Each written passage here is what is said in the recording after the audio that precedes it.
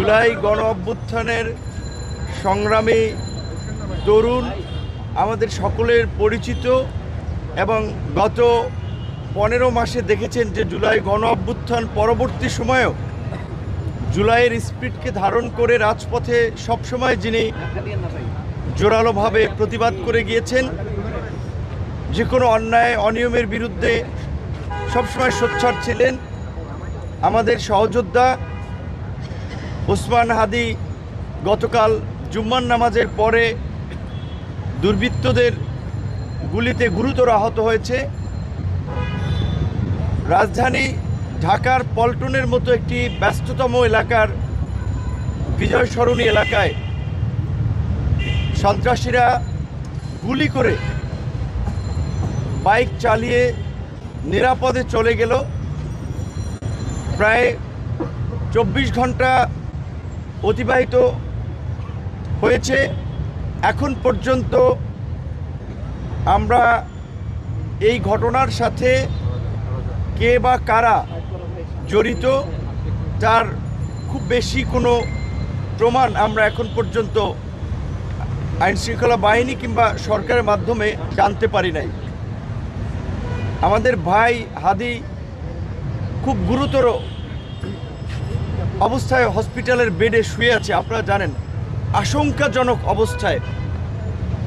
তার চিকিৎসকদের সাথে কথা বলেছি, মেডিকেলের ভাষায় এই কন্ডিশন নিয়ে সুস্থ হওয়ার, স্বাভাবিক জীবনে কিংবা বেঁচে থাকার হারটা খুব নগণ্য। কাজে এই মুহূর্তে আমাদের সবচেয়ে বেশি প্রয়োজন মানুষের দোয়া, খাস করে, কারণ দোয়ায় মানুষের ভাগ্যের পরিবর্তন হয়, মানুষের আয়ু বাড়ে।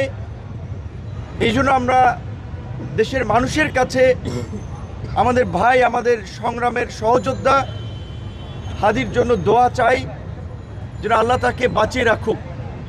আপনারা দেখেছেন 2018 সালে কোটা সংস্কার আন্দোলন থেকে ফ্যাসিবাদের উত্থাল সময়ে যখন স্বৈরাচারের বিরুদ্ধে আমি আমার সহকর্মীরা প্রতিবাদ করে আসছিলাম, সেই সময় আমরাও এইভাবে নানানভাবে রক্তাক্ত হয়েছিলাম, হুমকি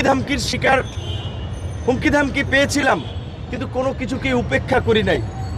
আমরা দেখতে পেয়েছি এই জুলাই গণ অভ্যুত্থানের মধ্যে দিয়ে যে কয়েকজন তরুণ এই সংগ্রামী চরিত্র ধারণ করে নতুন প্রজন্মের জন্য আসলে একটি অনুসরণীয় চরিত্র হয়ে উঠছিল। হাদি তার মধ্যে অন্যতম। তার এই অসুস্থ হওয়ায়, তার এই আহত হওয়ায় গোটা দেশের তরুণ থেকে প্রবীণ সকল মানুষকে মর্মাহত করেছে।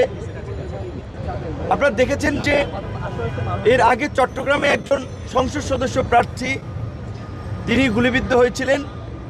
সেই ঘটনায় এখন পর্যন্ত কিন্তু ওইভাবে আসলে কারো বিরুদ্ধে ব্যবস্থা নেওয়া হয় নাই।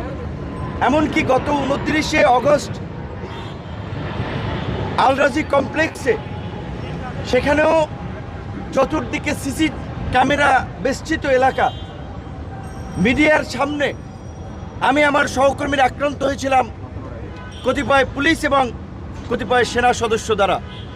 লোক দেখানোর একটা তদন্ত কমিটি হয়েছিল, 60-30 কর্মদিবসের টাইম দিয়ে এখন পর্যন্ত এই তদন্ত কমিশন আলোর মুখ দেখে নাই। যদি এই অতীতের ঘটনাগুলোতে যদি সরকার একটা শক্ত ভূমিকা নিত, আজকে এই ধরনের হয়তো ঘটনার পুনরাবৃত্তি হতো না।